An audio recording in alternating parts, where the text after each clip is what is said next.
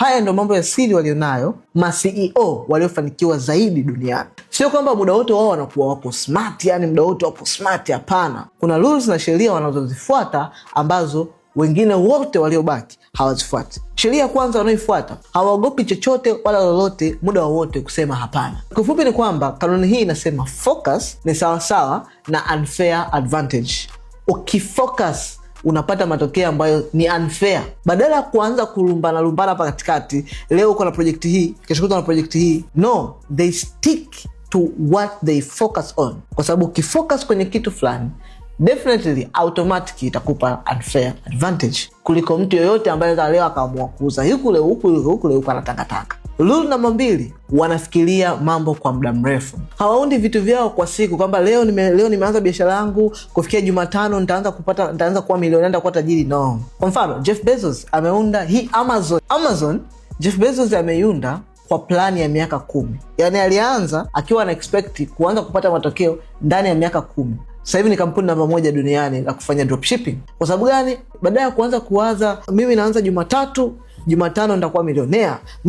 Hii biashara nimeona haiendi vizuri. Namna gani? Nina mwezi wa pili sasa, sipati matokeo. Ma CEOs wanaofanikiwa hawawazi kama mtoto wa darasa la kwanza kwamba leo naanza kesho namaliza shule. Hapana, wanafanya mipango yao kwa muda mrefu. Namba 3, wanajiondoa wao katikati ya kazi. Yani badala kuwa umeanzisha project alafu kuhakikisha hiyo project umeijenga wewe mwenyewe ndio unaoperate everything, hapana, wanatengeneza system zitakazoweza kuoperate kwa standard ile wanaooperate wao, hata wao wakiwa hawapo. Badala ya kuwa biashara inakuwa ni mzigo, yani yamekuwa yamemuelemea. Unaweza kumkuta mtu amefanya biashara, lakini ile biashara mpaka inamtokea usiku. Nini wanachokifanya? Wanatengeneza system zitakazoweza kuoperate hiyo biashara, either kiwepo, either kiwa nje ya biashara yake. Sheria namba 4, hawafuati trends, wanatengeneza infrastructure.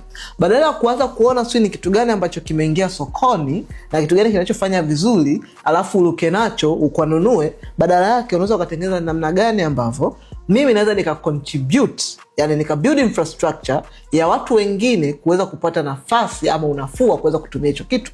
Kwa mfano, inapokuja masuala kama AI, internet, masuala ya content creation, badala ya wewe kuanza kusema mimi naweza kujua vizuri kutumia social media, mimi najua kutengeneza content vizuri, mimi najua kutumia AI, mimi najua kufanya mambo ya internet, mambo ya kufanya, badala ya kujifanya unafurahia, wewe unakuwa daraja la namna gani wengine wanaweza kunufaika na kutumia hicho.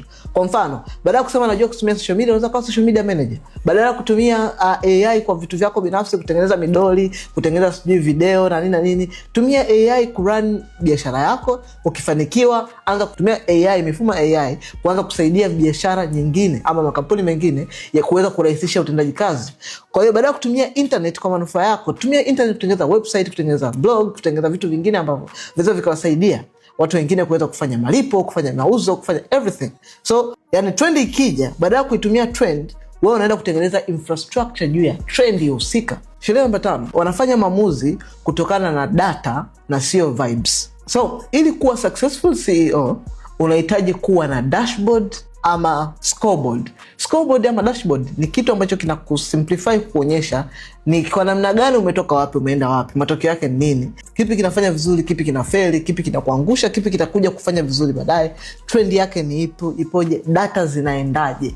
Hii ndio inakufanya kuweza kuwa rahisi kufanya scaling ya biashara yako. Huwezi kuwa na biashara ambayo hujui unaingiza shingapi, hujui unatoa shingapi, hujui kwa mwezi huu imekuaje, mwaka uliopita ilikuaje, nini kimeongezeka, nini kibadilika, ni kitu gani ambacho kiliingia kama input kikaongeza output, ni kitu gani ambacho kilitolewa kama input kikapunguza output.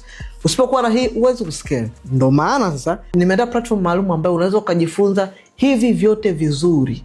Na sio tu kujifunza kama darasani unavyokuwa unajifunza darasani shuleni, hapana.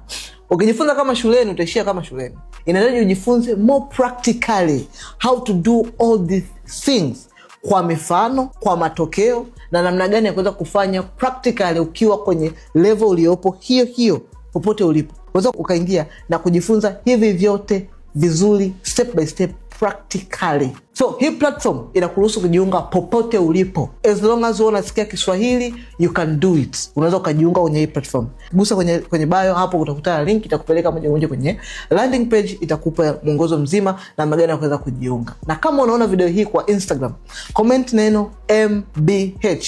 Nitakutumia link hii mimi mwenyewe kwenye DM yako sasa hivi.